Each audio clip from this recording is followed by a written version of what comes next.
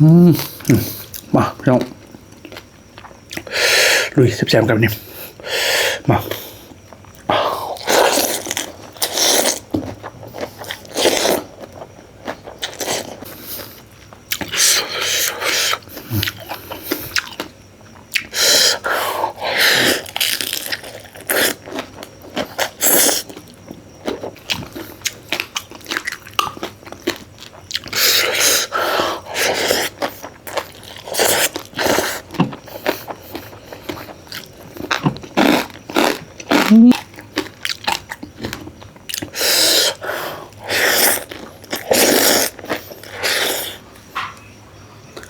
สบายดี FC พ่อแม่พี่น้องพบพอคือเก่าพี่น้องมาแซ่บๆกันคือเก่ามื้อนี้กินตามข้าวปุ่นพี่น้องมานี่ใส่กับเก็บหมูนี่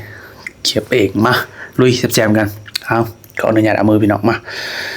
นี่ตำเฮาใหม่ๆเลยพี่น้องตำข้าวปุ่นมาแซ่บๆกันพี่น้องใส่ผักหอมเทียมพอน้ำนี่เผามือซาวนี่พี่น้องมาลุยแซ่บๆ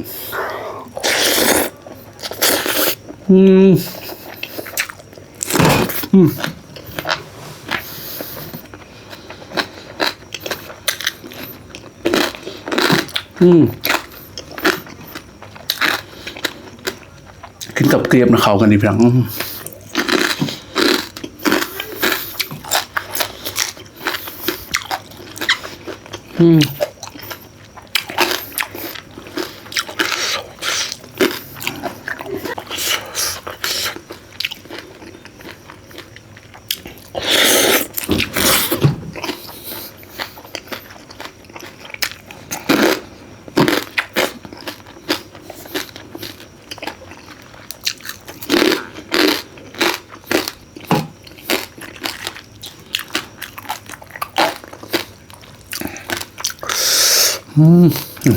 มาพี่น้องลุยแซ่บๆกันนี่มา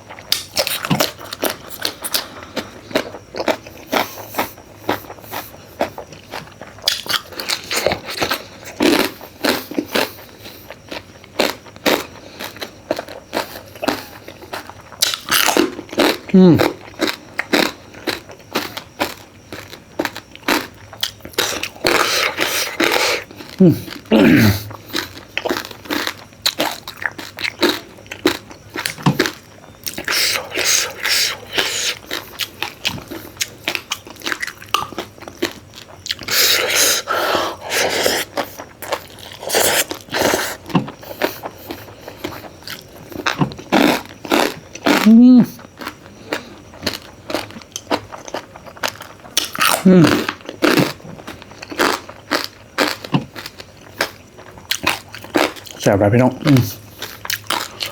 ใส่กับเคี่ยวหมูน้ำกรุบๆ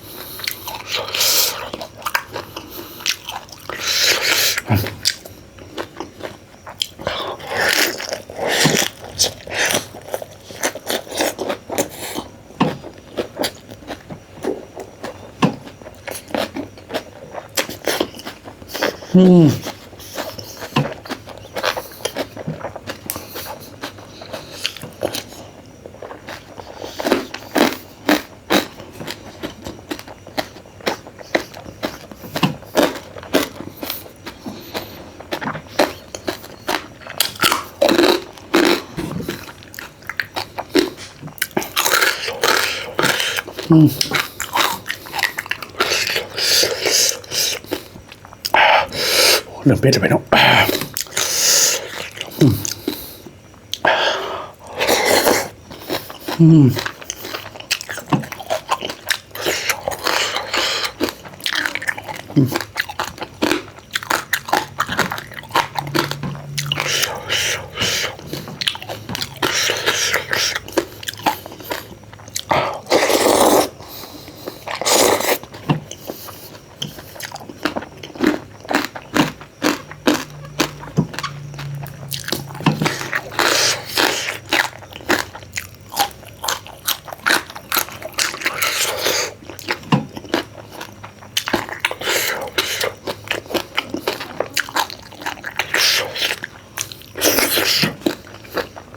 อืม